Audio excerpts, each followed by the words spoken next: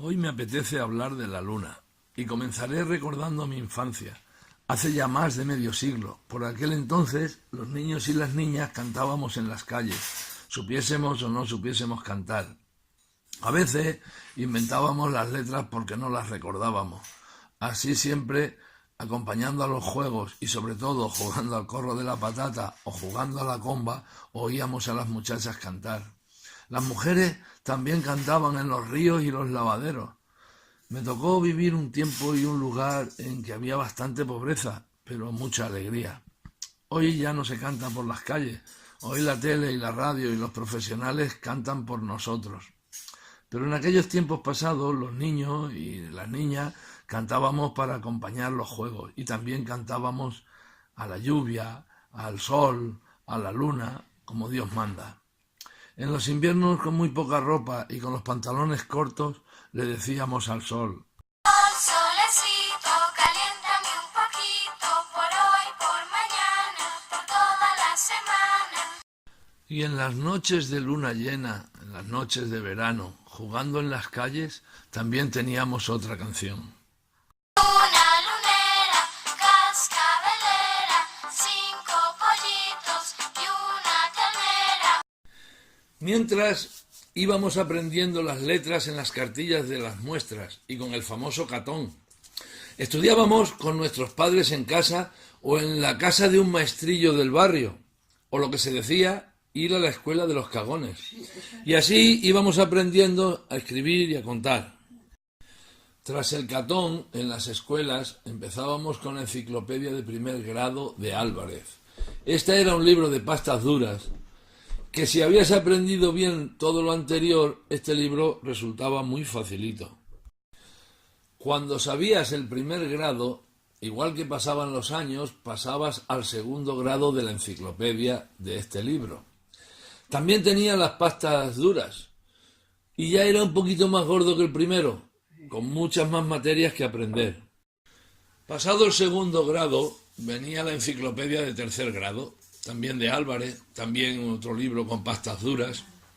Y este libro era bastante gordito y me gustaba mucho, pues era muy completo.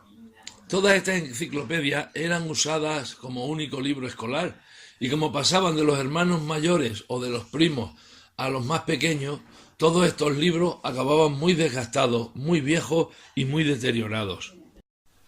Cuando pasabas los 3 libros de Álvarez, primero, segundo y tercer grado, a los 10 o los 11 años, en mi caso, obteníamos el primer título académico, el certificado de estudios primarios. Algunos chicos y chicas ya no continuaban estudiando, ya derivaban para el mundo laboral, pero otros hacíamos un examen de ingreso para comenzar el bachiller elemental en un instituto.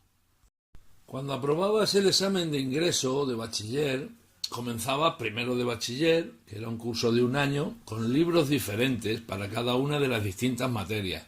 Con esto ya entrábamos a ser un poquito mayores, ya éramos niños mayores. El siguiente año hacíamos segundo de bachiller, y así tercero al siguiente año y cuarto año de bachiller. Y para culminar estos estudios, aunque ya habías aprobado los 4 años, luego había un examen de reválida, que si lo aprobabas conseguías el título de bachiller elemental. Había algunos que durante el bachillerato ya comenzaban a suspender y iban abandonando. Normalmente estos eran derivados, como he dicho antes, al mundo laboral o a las escuelas de maestría industrial o de enseñanza profesional. A estas alturas ya no éramos niños, ya éramos adolescentes. Conseguido el título de bachiller elemental, podías continuar estudiando el bachillerato superior. Este se trataba de 2 cursos, 2 años, quinto y sexto de bachiller, y también tenía su correspondiente examen de reválida. Si lo aprobabas, obtenías el título de bachiller superior, y ya eras un mocito, un medio hombre con derecho a pensar en novia.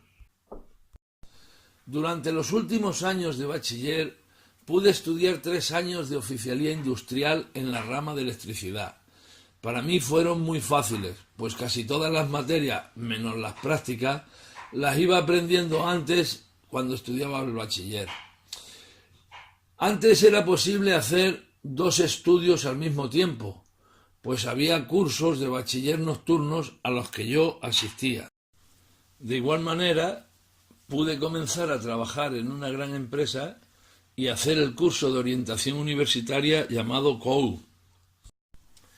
Si obtenía una media de 8/10 o más en el examen de ingreso a la universidad después de haber aprobado COU, podías optar por comenzar los estudios universitarios en medicina, que era la rama más solicitada.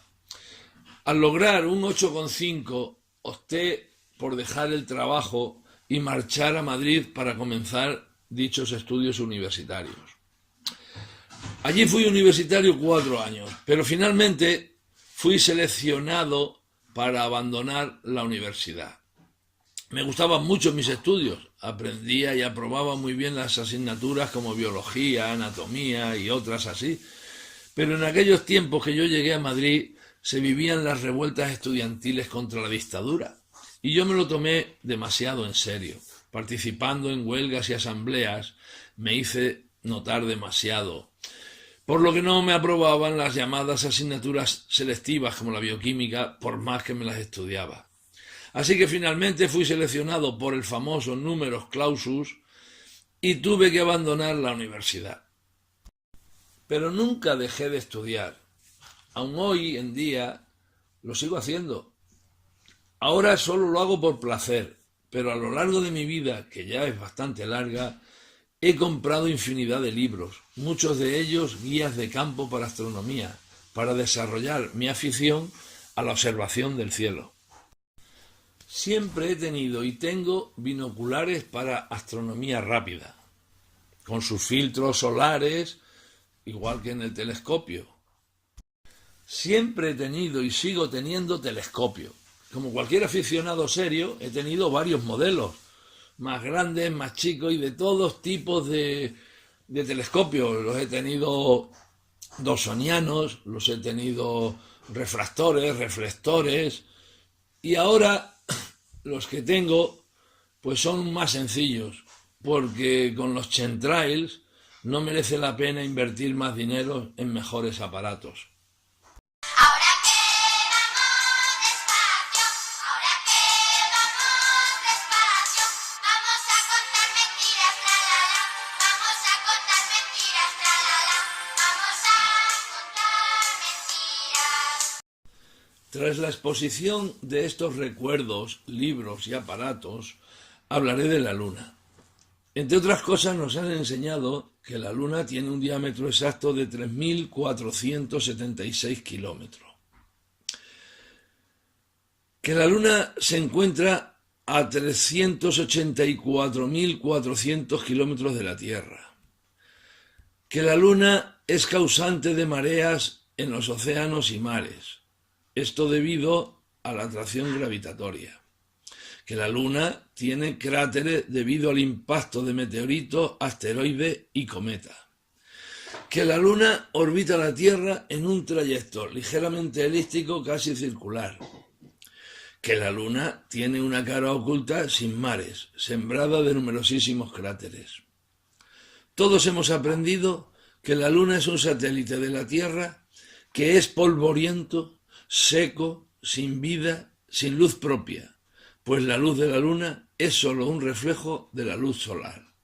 Hemos aprendido muchísimas cosas de la Luna y ahora voy a comentar una por una estas cosas aquí referidas. Basta con preguntar a varias personas para comprobar que son muy pocas las que saben de memoria las distancias y las dimensiones de lo que estoy hablando. Casi ninguna persona sabe cómo y por qué se establecieron estas distancias.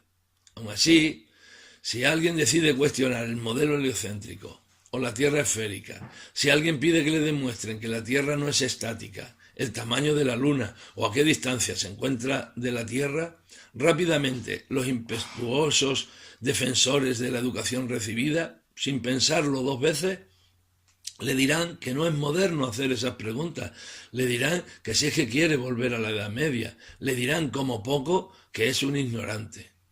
Pero ellos son los ignorantes, pues ignoran que los conocimientos modernos provienen todos ellos de mucho más antiguo que la Edad Media. Cuando quieres saber o investigar sobre quiénes y cómo se establecieron los conocimientos modernos acerca de la Tierra y la Luna, lo primero que encuentras son las razones que dieron los antiguos sabios sapientísimos, Eratóstenes, Aristarco e Hiparco, personas que vivieron hace más de 2200 años. Y nos los presentan diciéndonos que fueron grandes geógrafos, grandes matemáticos y grandes astrónomos. Hemos de pensar, sin embargo, que por aquellas fechas casi nadie sabía leer y escribir, que no conocían la existencia de algunos continentes enteros de la Tierra. Por lo tanto, podemos decir que en vez de geógrafos eran personas viajadas. Habían ido de Grecia hasta Egipto. Hoy muchas personas hemos viajado 100 veces más que ellos y sabemos 100 veces más de geografía que ellos, sin ser grandes geógrafos. Como las matemáticas de ese tiempo también eran muy rudimentarias, decir que eran grandes matemáticos es mucho decir, pues si bien ellos mismos inventaron los principios de la trigonometría, hoy cualquier estudiante de la ESO comprende que aquella trigonometría era algo muy simple, debiendo él conocerla desde muy joven para seguir avanzando en el estudio de ecuaciones, funciones, derivadas, integrales, etcétera, etcétera, sin llegar a ser aún un matemático. Por tanto, lo de grandes matemáticos también es muy relativo. Y sobre lo de que eran grandes astrónomos, hay que decir que como muchos serían grandes astrólogos. Astrólogos sin telescopio, sin tecnología, astrólogos a ojo desnudo, pues la astronomía es mucho más moderna y nació para detrimento de la astrología. Hoy en día, la astrología está considerado por la mayoría de las personas como charlatanería, aunque de eso hay mucho que discutir. Pero veamos cómo llegaron algunas de sus conclusiones. Así Hiparco, viendo un eclipse con un papiro semitransparente, calcó un dibujo de lo que veía, y así dicen que calculó el diámetro de la Luna. Para ello usó esta fórmula. La L mayúscula es el diámetro de la Luna, la T mayúscula es el diámetro de la Tierra, y luego esto lo multiplicaba por una división del diámetro que calcó sobre el papiro de la Luna, dividido del diámetro que calcó de la Tierra. Entonces, esto es, digamos, los primeros cálculos trigonométricos que él sacó. Y de esta forma calculó el diámetro de la Luna. Lo más interesante de estas cuestiones es que hoy en día nos explican cómo calcular el diámetro de la Luna del mismo modo que Hiparco lo hizo hace 2200 años. Aquí vemos en la imagen cómo dicen que hicieron una fotografía a la Luna cuando estaba con un eclipse parcial, y aquí empezaron a hacer los cálculos con la misma forma y la misma fórmula de Hiparco, y hoy mismo nos dicen que es así. Por tanto, queda muy claro que sacando una fotografía o un dibujo de un eclipse podemos calcular científicamente el diámetro de la Luna. Para hacer estos cálculos, los antiguos y los modernos sabios sapientísimos nos dicen que la sombra de la Tierra en la Luna es idéntica al tamaño real de la Tierra. Esto significa que la sombra de la Tierra en la Luna es como se muestra en el dibujo que estamos viendo. Por eso es también posible calcular el diámetro de la Luna, simplemente dividiendo el diámetro real de la Tierra en 3 y el resultado viene a ser similar o casi el mismo. Es muy asombroso que la sombra de la Tierra sobre la Luna sea igual al diámetro real de la Tierra, pero así nos están diciendo y nos están educando que lo debemos creer.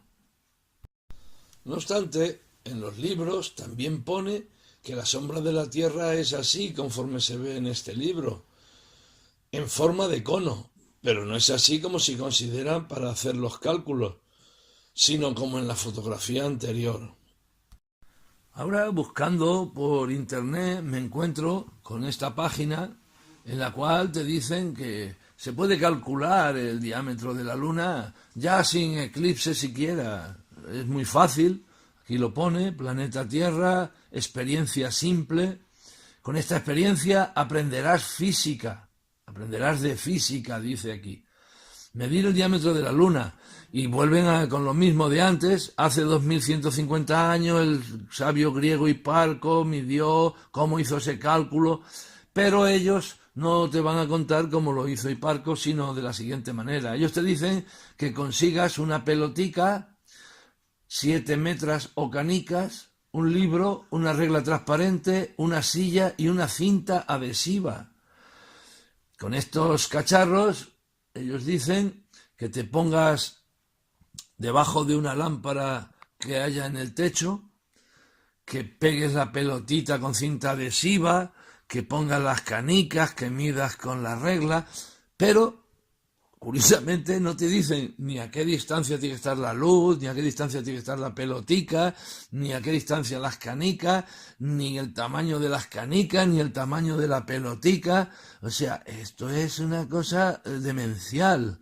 Pero sin embargo, esto es lo que hay y esto es lo que enseñan y con lo que educan.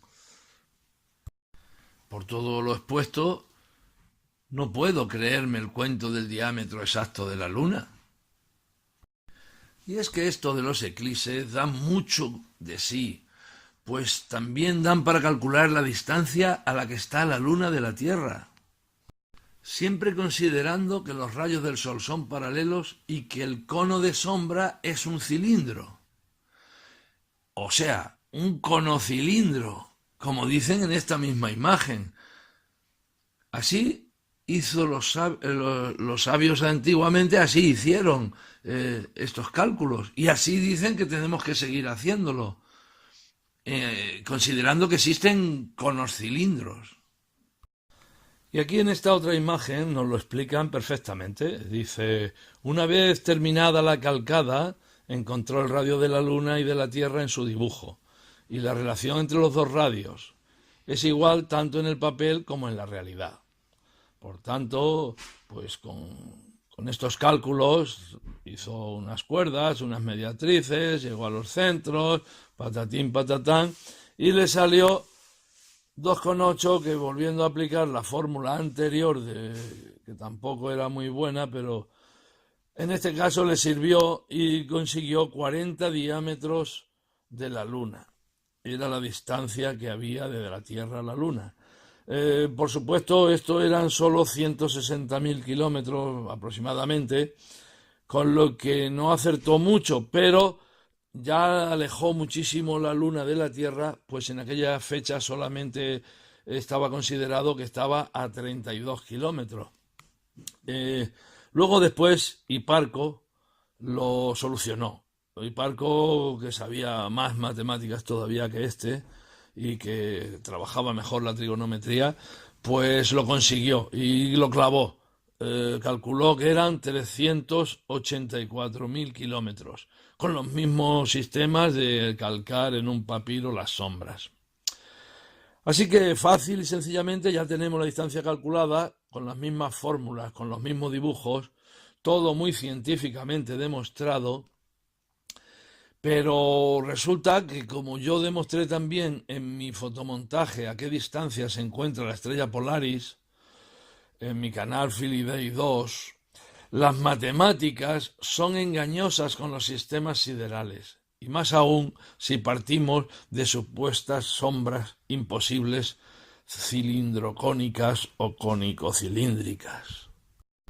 El pasado año, el eclipse de Sol dejó una sombra de 110 kilómetros de diámetro aproximadamente. Por lo tanto, según los sabios, sapientísimos, Eratóstenes, Hiparco, Aristarco, la Luna debería tener un diámetro real de 110 kilómetros y no de 3.476.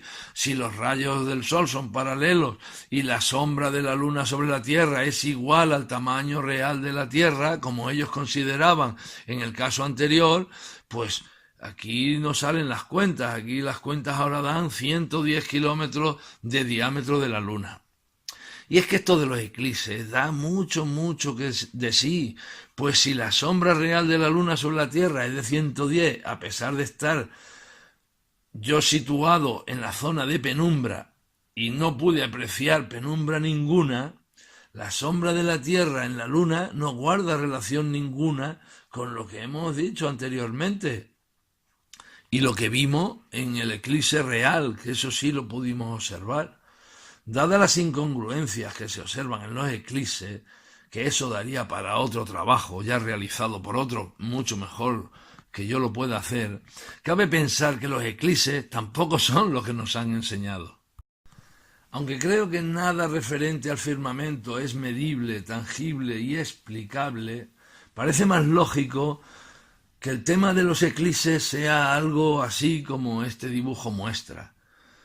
Ellos dicen, por una parte, que la sombra de la Tierra es igual al diámetro en la Luna, pero por otra parte nos ponen que es un cono y que el resto es penumbra, como se ve en este dibujo, una penumbra grandísima y un cono más estrecho.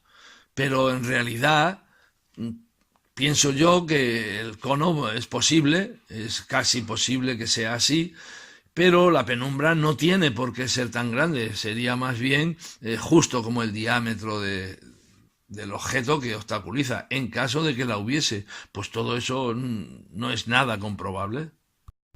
Pero dejemos a los antiguos astrónomos, astrólogos y geólogos y matemáticos y volvamos a la actualidad.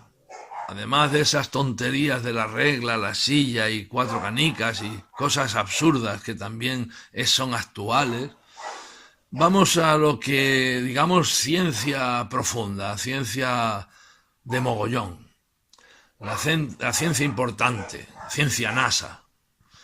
Entonces nos dicen que todo lo antiguo está bien, que los sabios hicieron muy correctamente los cálculos, pues son muy aproximados, y nos enseñan y educan con una moderna prueba científica, muy científica, que llevaron a cabo los astronautas del cuento Apollo.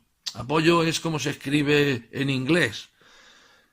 Entonces, leer esto de lo que ellos dicen: Apolo 11, Buzz Aldrin y Neato dejaron en la Luna parte de sus históricas pisadas en el polvo lunar, en un panel de 60 centímetros de ancho, cubierto por 100 pequeños espejos cúbicos, llamado matriz retroreflectora de medición lunar láser, que tiene la particularidad de rebotar la luz hacia el sitio donde viene, independientemente del ángulo que le llegue. Esto ya empieza a ser ciencia dura, de la buena. Entonces, dice que el objetivo de estos espejos, al igual que los que fueron dejados por otros viajes, el Apollo 14 y el Apollo 15, y que sigue siendo medir la distancia exacta entre el satélite y la Tierra, porque ellos saben lo que tarda la luz de los rayos láseres en volver y en ir, y que así calculan las distancias. Entonces, nos dicen que apuntando un telescopio muy potente y con el rayo láser también muy potente, que hacen esta maravilla de la tecnología. Pero yo me pregunto, ¿cómo debe ser de potente un rayo láser para llegar a la Luna? Yo digo, ¿cómo debe ser de potente ese rayo láser para atravesar la atmósfera, la ionosfera, la magnetosfera, capas de plasma que también tenemos, y que el Sol se ve negro para atravesar parte de su radiación y de su fuerza para llegar a la Tierra, y que nosotros fácilmente con un rayo láser las atravesamos para ir y para volver? Porque el problema no es solo ir, sino que tiene que reflejarse en el espejo mágico y después volver con la misma o más intensidad para no rebotar en todas estas capas que nos cubren en la Tierra. Entonces, habría que tener también en cuenta la dispersión de la luz, incluso la de los rayos láser, que es menor que la dispersión de la luz blanca, pero que también acaban dispersándose. Por tanto, la potencia para llegar a la Luna está bien, digamos que ya la han conseguido fantásticamente, pero la han conseguido.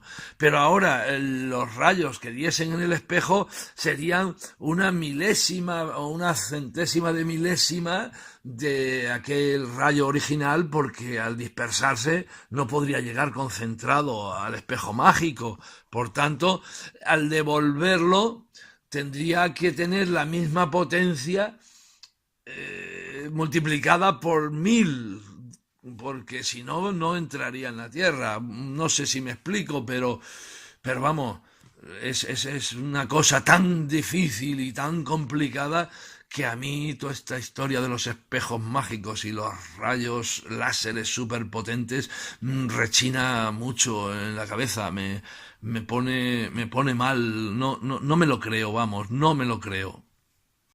Aquí podemos ver un estupendo espejo rebotador, ese que devuelve la luz en la misma dirección que la recibe. Un objeto que casi todos hemos visto funcionar en ningún sitio, igual que los conos cilíndricos o los cilindroconos, más o menos. En este caso, como vemos, es blanco. Pero si no te gustan los blancos, también tenemos negros. Entonces nos dicen que pusieron hasta 3 espejos locos y muchos otros más para comprobar y detectar los terremotos que hay en la Luna. Una cosa muy importante, porque así, si vamos a construir grandes edificios o algo, es muy interesante saber con qué intensidad son los terremotos allá en la Luna. Incluso nos dicen que funcionaban tan bien que cuando volvieron a aterrizar notaban el descenso de los apoyos en la Luna. Entonces, no sé dónde llevaban tanto equipo, ni tantas maquinitas y eso, porque no cabe ni el propio LEN en el apoyo, perdón, pero a lo mejor llevaban un carrito detrás enganchado, no lo sé, eso no lo han explicado bien. Pero bueno, con respecto a estas fotografías, podemos ver que alrededor de los espejos tenemos numerosas huellas. Cabe señalar al respecto de estas huellas que cualquier cazador sabe, igual que cualquier persona en su sano juicio puede llegar a saber, que estas huellas son imposibles sin muchísima humedad. Además, caminando, simplemente no puede haber estas huellas. Simplemente no se pueden mantener tan exactamente perfilados los cuadraditos de las huellas. Entre que no hay humedad y entre el poquito movimiento que hay, eso es imposible. Pero Kubrick sabía mucho, y sabiendo que poniendo cosas raras sobre las imágenes alrededor, las masas alucinarían. Y así fue. Pero parándose a pensar, estas huellas, y la primera huella famosa del hombre en la Luna, son completamente falsas. La primera huella concretamente está hecha mediante ordenador, es muy curioso, pero así es un CGI antiguo, antiquísimo. Por tanto, como podemos comprobar fácilmente, y como yo demostré ya en mi fotomontaje sobre el falso viaje a la Luna, que está colgado en mi canal Philly Day 2, todo esto es una gran mentira. Luego, la distancia que nos han inculcado con métodos rudimentarios antiguos o con los mágicos métodos inexistentes modernos hacen que dicha distancia también sea una gran mentira. Otra de las cosas que tenemos que olvidar de la Luna, pero que nos han enseñado, Es lo que dice aquí. ¿Sabías que la luna afecta a las mareas aquí en la Tierra? La luna y el sol afectan las mareas de los mares y océanos de la Tierra, y esto se debe al efecto de la gravedad entre los tres cuerpos celestes. El resultado son dos tipos de mareas, las mareas lunares y las mareas solares. Para que nos quede claro y para que lo entendamos, nos muestran dibujos como este, en donde se ve claramente cómo la luna tira del agua hacia ella. Es muy curioso que la luna venza la fuerza de atracción de la Tierra sobre los mares, pues la Tierra es muy grande y tiene muchísima más atracción gravitatoria que la distante luna. Y la Tierra además está íntimamente unida al agua. Según nos enseñaron, los océanos están unidos a la Tierra por la fuerza de la gravedad de la Tierra. Pero estos ni se inmutan por el efecto de rotación de la Tierra, por ejemplo. Efecto que debería acaecer en los océanos, pues al ser la Tierra y el agua muy distintos en densidad, deberían girar con diferentes velocidades, y el agua debería irse hacia el sentido contrario del giro de la Tierra, elevándose muy mucho en las costas del poniente y bajar muy mucho de nivel en las costas orientales. Pero vemos que no sucede así. Entonces, estos nos dicen que es por la potentísima fuerza de la gravedad. Igualmente, la fuerza centrífuga que generaría la rotación de la Tierra lanzaría el agua por los aires, pero también nos dicen matemáticamente que dicha fuerza es muy débil comparada con la fuerza de gravedad de la Tierra. Por tanto, vemos que la fuerza de la Tierra es tremenda. Sin embargo, la de la Luna, que es mucho más pequeña y distante, debería ser mucho más débil. Por lo tanto, es muy difícil que esta fuerza de gravedad de la Luna levante los océanos. Siempre con las fórmulas matemáticas nos explican el tema de las fuerzas gravitatorias. Aquí, por ejemplo, pues vemos que la fuerza gravitatoria es igual a una constante multiplicada por la masa de la Tierra, la masa de la Luna, dividido por el radio o la distancia que las separa. Aquí es muy curioso que ves la masa de la Tierra aquilatada hasta el kilo, y la masa de la Luna igualmente, y la distancia, que ya hemos comprobado que era algo ficticio, también aquilatada al kilómetro. Esto es muy interesante. Calcular el peso de la Tierra es bastante difícil, por no decir imposible, sin saber exactamente lo que hay dentro de la supuesta esfera. Nadie sabe exactamente la densidad del núcleo o el supuesto manto, etcétera, etcétera. No sabemos la cantidad de piedras que hay de una clase, la cantidad de piedras que hay de otras, las tierras que hay de una densidades, las tierras que hay de otras. Solamente conocemos prácticamente la densidad del agua. Entonces, saber el peso de la Tierra es muy difícil. Pero bueno, siempre habrá alguien que te dirá que no, que es muy fácil. Pero el colmo de los colmos es pretender saber cuánto pesa la Luna. Eso ya entra en la pura ciencia ficción. Por tanto, estas absurdas matemáticas son solo suposiciones. Nadie sabe exactamente la distancia que hay de la Tierra a la Luna, nadie sabe exactamente el tamaño real de la Luna, y mucho menos sabemos su densidad. Y si alguien lo puede saber o dispone de medios para ello, no nos lo ha contado. Pues todo lo que nos han dicho al respecto ya hemos visto en lo anterior, que es completamente falso. Por tanto, las absurdas matemáticas son solo suposiciones o supositorios que nos meten por los ojos y los oídos hasta el cerebro para idiotizarnos. Según sabemos, y esto sí que es real y comprobable, nuestro cuerpo en su mayor parte es agua. Nuestra densidad es muy semejante a la del agua. Incluso junto con el aire de los pulmones tenemos menos densidad que el agua. Podemos flotar haciendo el muerto sobre el agua estándonos quietos con la respiración contenida, conseguimos tener una densidad media menor que el agua y así flotamos. Según esto, si paseamos por la playa en marea alta, deberíamos ser atraídos hacia la luna, pesar mucho menos, pero nadie notó nunca jamás nada parecido, ni pesó un gramo menos, ni cosas más livianas que la densidad del agua son atraídas por la luna. Nadie vio nunca jamás mareas lunares en un lago, en una laguna, en una piscina o en un vaso de agua. Por tanto, tampoco es cierto que la luna origine las mareas, por su fuerza gravitacional. Existen otras hipótesis para justificar las mareas, como cambios de temperatura en los océanos, producidos estos por el aumento de temperatura debido al sol o a la disminución de dicha temperatura debido a la luna o simplemente a la noche.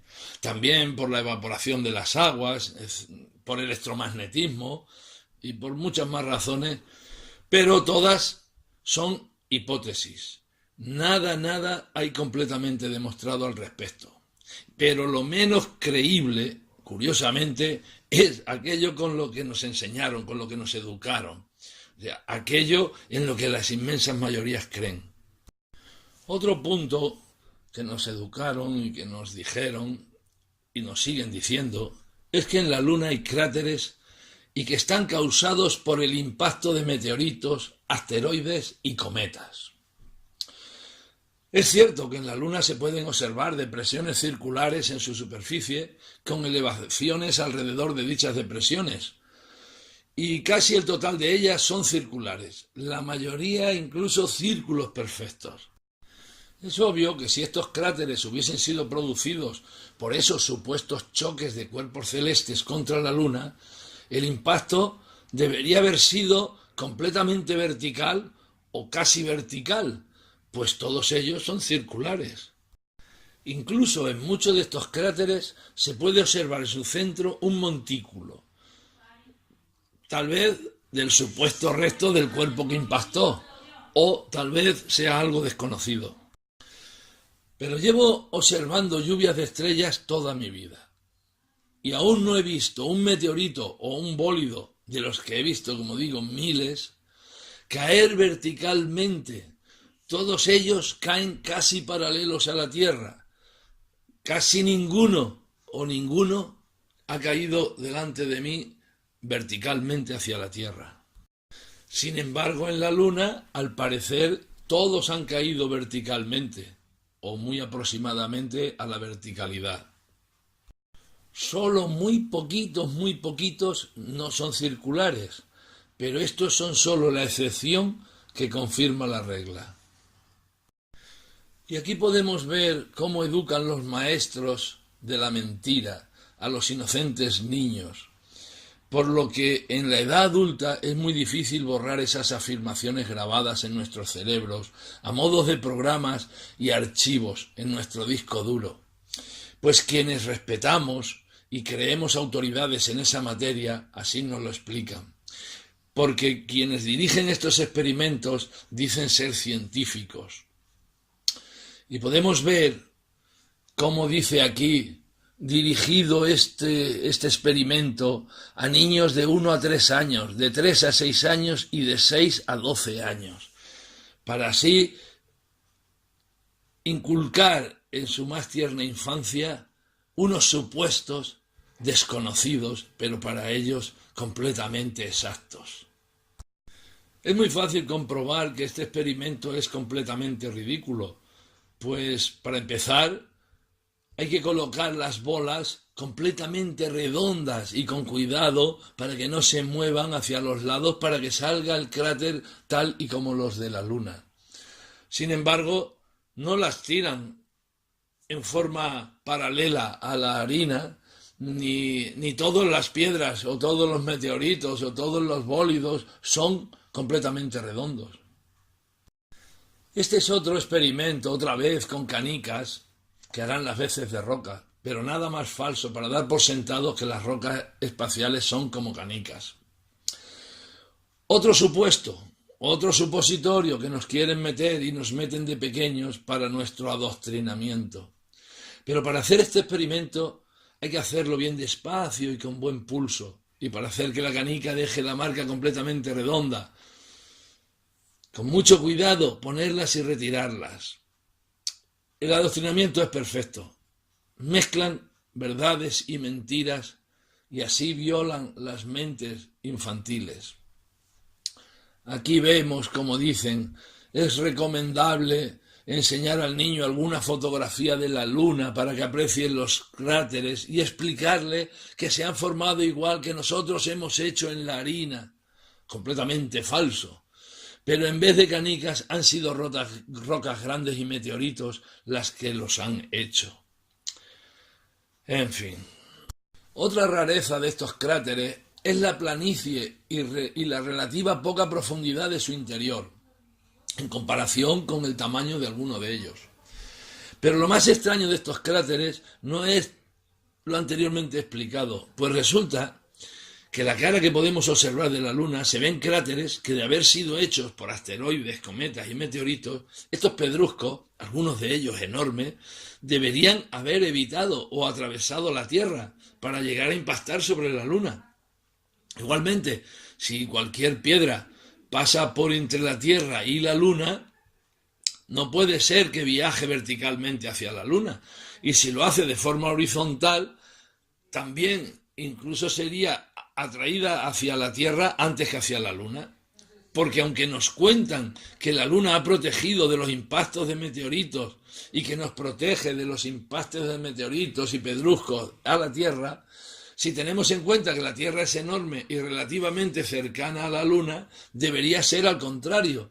Sería la Tierra la que debería estar protegiendo a la Luna de los supuestos impactos. Por todo lo expuesto, y por la lógica, los cráteres de la Luna no han debido ser ocasionados por las causas que nos enseñaron y que nos enseñan. Hay quienes dicen que son de carácter electromagnético y muchas otras teorías, pero mi opinión es que son algo muy misterioso e indescifrable, pues creo que, como dicen los antiguos Vedas, el cielo es Maya, en su faceta de creadora de ilusión. Una ilusión. Para mí, en realidad, el cielo con sus astros son sólo las rejas y lo que se ve tras de ellas, de esta prisión o purgatorio de almas al que llamamos tierra. Y nos dicen de la Luna que la Luna orbita la Tierra en un trayecto elíptico, casi circular, pero cualquiera que crea en el sistema heliocéntrico debería comprender que no existen órbitas ni elípticas ni circulares. Pues si la Tierra va tras el Sol, como se muestra en esta figura, seguiría un trayecto helicoidal y no órbitas, pero es aún más complejo.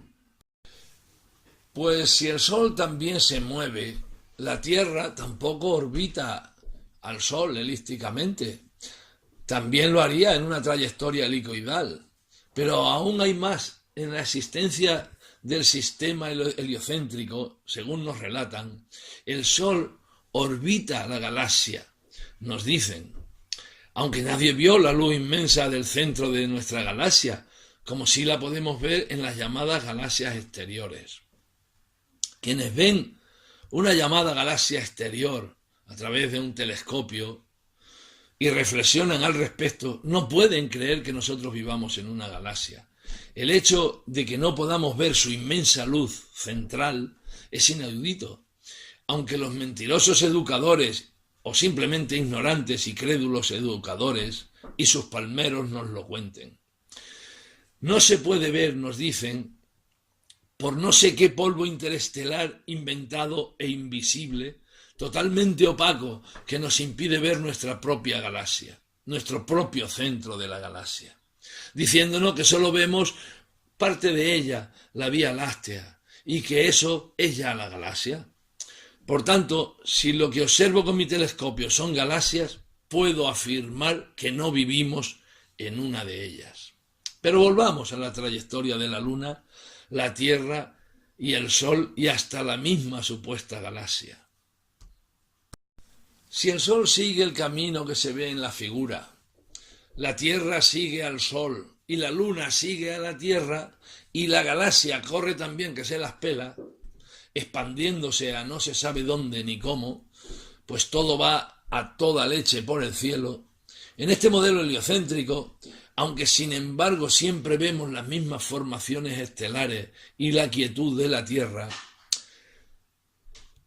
además, recientemente he leído acerca y he visto vídeos acerca de cómo el Sol y Júpiter actúan como un sistema binario, por lo que el Sol, además de seguir su camino y su trayectoria, se ve alterada esta trayectoria por el gigante Júpiter, por lo que el movimiento provocado por Júpiter haría aún más complejo el movimiento total del Sol, al igual que la Tierra.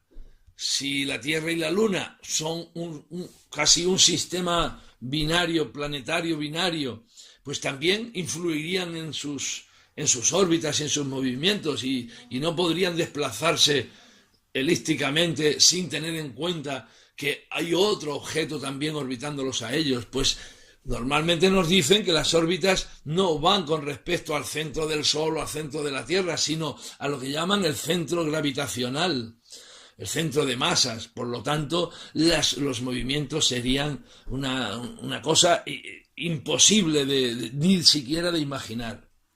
Pero si el Sol y Júpiter se comportan así, como un sistema binario, y la Luna se comporta también así, si fuesen ciertas todas estas medidas y distancias del sistema heliocéntrico y la teoría gravitatoria, si todos estos momentos fuesen reales, vivir en la Tierra sería como estar dentro de una costelera, pero la Tierra no sabe de estas locas teorías.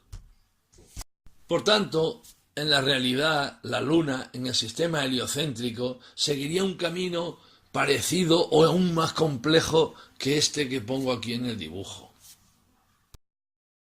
Y por tanto, hemos de concluir que no existen órbitas circulares ni elípticas en un sistema heliocéntrico, sino caminos vertiginosos, mareantes, inexistentes, imposibles de representar, trayectos helicoidales sobre trayectos helicoidales, sobre más trayectos helicoidales, sobre alteraciones de esos trayectos por las fuerzas gravitatorias de los satélites de los planetas y de la propia galaxia, que pueden llegar a colapsar el cerebro, solo de intentar imaginarlo.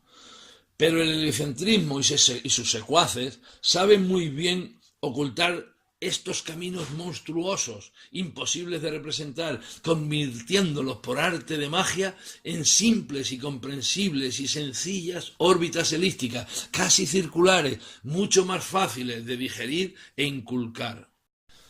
También aprendimos que la Luna tiene una cara oculta, y supuestamente debe ser verdad. Pero nos dijeron que esta cara oculta está llena de cráteres, que no tiene mares, como si los hay en la cara visible, y nos muestran esta cara en mapas y supuestas fotografías. Pero la cara oculta de la Luna en inglés se dice Lunar Farside. En castellano, Farside recuerda a la falsedad. Y podemos ver que las fotografías de la Farside, o la cara oculta de la Luna, cuanto más antiguas son más raras. Supongo que porque había peor CGI, Computer Generation Imaginary. Quiero decir, falsas. Aquí podemos ver las 1000 diferencias que hay entre una supuesta cara oculta de la Luna y otra supuesta cara de la Luna. Porque a pesar de tan buenos y carísimos aparatos, de cientos de miles de millones, año tras año, salido de nuestras espaldas, de nuestros impuestos, obtienen y nos muestran estas imágenes de película de muy mala calidad. Estas antiguas imágenes con el tiempo van mejorando y pareciendo más realistas. Pero, ¿cuántas caras ocultas tiene la Luna? Pues los cráteres parecen cambiar de sitio y de tamaño. Aquí se ve un mapa y una supuesta fotografía de las más modernas. Aunque parece igual al mapa, si las miramos bien, existen bastantes diferencias. Hay poquísimas fotografías de la cara oculta de la Luna, y con el tiempo van desapareciendo las más antiguas, que eran las más visibles del error, del timo. Aunque cada día van unificando criterios y poniendo siempre la misma imagen, cada vez que alguien, como muchos otros y yo mismo, hacemos gala de sus imperfectas mentiras, los mentirosos aprenden y corrigen, por tanto, sin querer, los estamos ayudando. Aunque ellos ignoran que como las mentiras tienen las patas muy cortas, siempre los que aman la verdad las veremos. Como todos aquellos que detesten las mentiras y busquen las verdades, también podrán verlas. Y ya el colmo es la última imagen de la cara oculta de la Luna que han sacado, que es más falsa que un euro de madera. Aunque a veces son tan burdos, tan confiados en que sus creyentes, los nasalovers y los borregomatris, se van a tragar las ruedas de molino como pastillas Juanola. Confían tanto en ello que sacan esta ridiculez, esta basurilla CGI, o Photoshop, o pintura, o maqueta, de tan baja calidad que a mí me produce hilaridad y náuseas al mismo tiempo. Por tanto, he de concluir que si bien es cierto que hay una cara visible de la Luna y debe haber otra cara oculta, es evidente que nadie jamás la vio. Eso sí, al no poder verla, se la inventan, y los fieles a misa. Y finalmente hablaremos de la extraña, inquietante y misteriosa luz de luna. Aquí lo pone en un artículo de la propia NASA, que dice que salgamos a ver de la forma en que cambia la luz de la luna el mundo.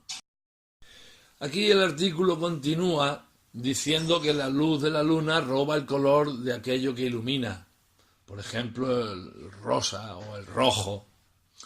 Después también nos habla de los jardines de luna, que se construyen precisamente, se plantan para ser observados en las noches de luna llena, para los cuales hay que poner flores blancas y plateadas, que son las que realmente recuperan su brillo y su esplendor con la luz de la luna. Los demás colores parece ser que se ven afectados, pero a peor. Entonces, cuando se mira el paisaje de gris de la noche en luna llena, este se vuelve azul, grisáceo azulado, lo que llaman el desplazamiento al azul. Entonces, esto lo han usado muchos cineastas para hacer sus películas. Yo mismo he escrito en muchos foros sobre este tema y me han rebatido los sabios de pacotilla, que para todo tienen razones.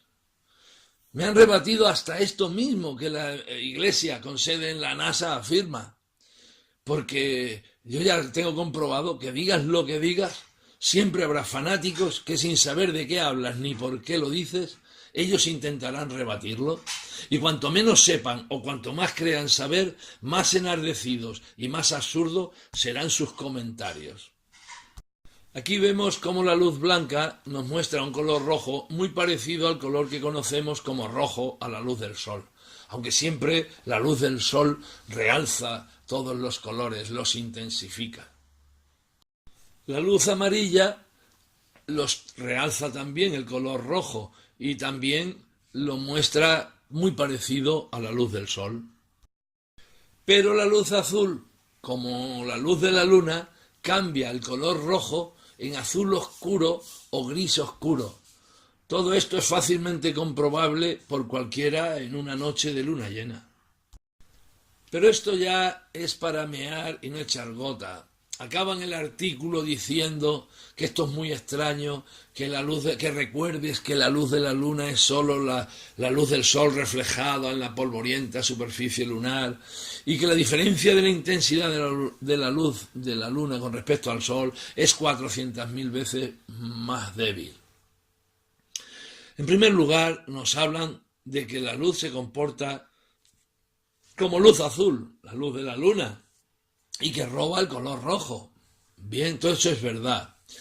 Y luego nos dicen que eso simplemente es luz de sol reflejada en la polvorienta luna, 400.000 veces menor que la del sol.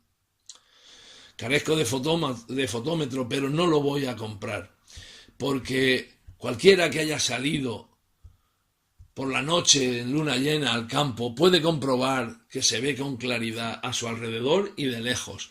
Habiendo mucha diferencia con respecto a la intensidad comparada con la luz del sol, también se verá que es una exageración, más bien una mala intención, decir que la luna es 400.000 veces más débil que la del sol. Parece por algo extraño, luciferino, cabalístico, o vete tú a saber, que quieren relacionar la luna con el número 400. Pues te dicen que está a 400.000 kilómetros, que es 400 veces más débil que el Sol, 400.000 veces más débil que el Sol. También te dicen que es 400 veces más cercana que el Sol, pero la realidad nos está mostrando otra realidad. Al respecto hay mucho más, muchísimo más sobre la luz de la luna. Si la luna es esférica, el reflejo de la luz del sol en ella debería tener un punto más brillante, un foco de luz, como se muestra en esta fotografía. Y siempre veremos que al reflejar la luz sobre una esfera, existirá un punto central mucho más brillante. Para reflejar la luz de forma eficaz y uniforme, lo mejor es una superficie plana. Para concentrar el reflejo, una superficie cóncava, pero nunca una superficie convexa y esférica y polvorienta y gris. Sin embargo, una esfera con luz propia no presenta puntos más brillantes, emite luz uniformemente por toda su superficie, igual que hace la luna. Y ahora viene lo más, de lo que no encontrarás ni palabra por más que lo busques en los libros. La luz de la luna enfría la materia y atrapa los átomos, el gran secreto oculto, dicen en esta imagen. Yo no creo que la luz de la luna atrape o libere átomos, pero sí que es seguro que enfría la materia. Un tío inventor me dijo que era debido a que la luz pierde intensidad en relación al cuadrado de la distancia. Bueno, un sabio sapientísimo Nasalover me dijo que al ser tan débil era normal que enfriase. Y también porque era de noche. Un amigo de astronomía me dijo que eso era por la inversión térmica. Bueno, todos ellos muy amables y generosos conmigo por compartir sus conocimientos, pero si es débil o más débil o muy débil, la luz del sol, sea esta o no sea esta reflejada, no enfría. A lo sumo calentaría muy poco, pero nunca enfriaría. Por el contrario, la luz de la luna enfría, pero no de una manera progresiva. En pocos segundos enfría algo menos de 1 grado centígrado y se mantiene así constante. Esto es muy fácil de comprobar. Con un simple termómetro se pone a la sombra en la noche de luna llena y luego a la luz de la luna, y rápidamente se produce el cambio de temperatura en dicho termómetro. O bien con 2 termómetros, uno junto al otro, separados por la línea entre la luz y la sombra, y veremos la diferencia inmediatamente. Como he dicho, no aumenta el descenso de la temperatura por más tiempo que esté a la luz de la luna el termómetro. Lo que sí sucede con la luz del sol, que además de calentar, cuanto más tiempo permanece el termómetro, va subiendo de temperatura y más aumenta hasta llegar a un límite. Por todo lo expuesto al respecto, he de concluir que la luz de la luna no es simple y llanamente la luz del sol reflejada. No sé qué será esa misteriosa luz, pero seguro que no es lo que nos enseñaron en las escuelas y lo que desgraciadamente siguen enseñando.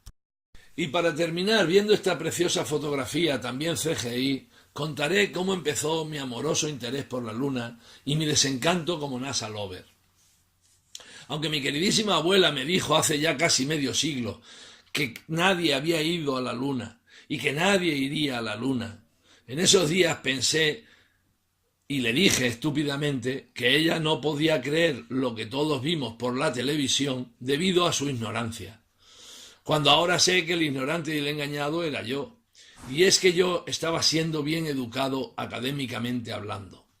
Y educación, como bien decía una profesora de pedagogía en primero de magisterio, que también intenté estudiar y de donde también fui expulsado.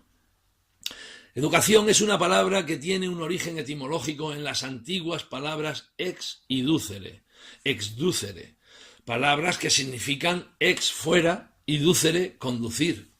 Luego exducere quiere decir también conducir fuera. Conducir al alumno a donde quiera el maestro. En muchas materias, conducir al alumno fuera de la verdad. Pero hubo un día que, hablando con la luna, me enteré de que ningún humano había ido a visitarla. Rápidamente comencé a investigar y a ver la grandísima mentira de los viajes a pollos, a gansos o a pavos, a los que fueron en realidad dirigidos. Rápidamente dejé atrás el concepto de luna muerta y nació en mi corazón el respeto y el amor hacia esa luna viva, bella, hermosa. Aunque hay muchas personas que no creen en los viajes a pollo, los más aún siguen durmiendo el sueño de los idiotizados, negándose a ver los grandes engaños a los que somos sometidos desde la más tierna infancia, intentando hacer de nosotros gente sin alma, gente que tiene la cabeza, su disco duro lleno de payasadas, de mentiras y de fantasías. Y cuando veo a las mayorías, cuando veo a los muy listos, con cientos de miles de seguidores, como un tal Quatrum Facturen, o un tal Robón de Razón, o Alberta, Postores, Moscones infectados, etc., y sus millones de creyentes y rumberos palmeros asociados, que se lo creen todo, sin cuestionar, y defienden hasta la saciedad los imposibles, y atacan ferozmente con insultos y descalificaciones a quienes, como yo, queremos saber la verdad y enterrar las mentiras. Veo que su objetivo y el de casi todo el mundo es etiquetar de locos a los que no nos creemos las mentiras. Hacen que seamos locos a los ojos de ellos y a los ojos de los demás. Y lo más triste es que lo consiguen, pues hasta los más educados, los más aparente buenas personas, los más estudiados, los más amigos, todos me han demostrado estar muy bien programados, muy infectados por las mentiras y muy refractarios a la verdad. Mientras pueda, seguiré denunciando las mentiras y animando a que se busquen las verdades, pues éstas siempre se dejarán ver tras las mentiras. Pero sea ciencia cierta que socialmente, en general, en este mundo, la verdad no tiene futuro y la mentira siempre seguirá triunfando. Para mí, la luna está viva y no es una locura, sino un hecho irrefutable. Que la luna tiene influencia sobre nosotros, las plantas y los animales, y sobre todo el planeta Tierra, también es irrefutable. Pero esa influencia, seguro, no es gravitatoria. Lo que pensamos está relacionado con lo que hacemos. Si solo pensamos basura, construiremos un buen montón de estiércol, llenaremos el mundo de residuos contaminantes, acabaremos con las especies y habrá desolación en el paisaje. Pero si vemos a la Tierra y a la Luna como seres vivos y amados, nuestra amada Madre Tierra, nuestra querida vecina Luna, si las tratamos con respeto y amor, viviremos rodeados de belleza y abriremos un camino de gloria hacia el futuro. Pero ahora que miro hacia el mundo y veo las islas de plástico en los mares, mi pequeño río sin vida, los campos rociados de pesticidas, rociados de herbicidas, las carreteras cubiertas de sal, puedo comprender por qué me llaman loco. El mundo feliz anunciado por Huxley ya está aquí. Las masas ya son felices de ser esclavas de la mentira. Los Bernard Marx estamos jodidos durante esta existencia.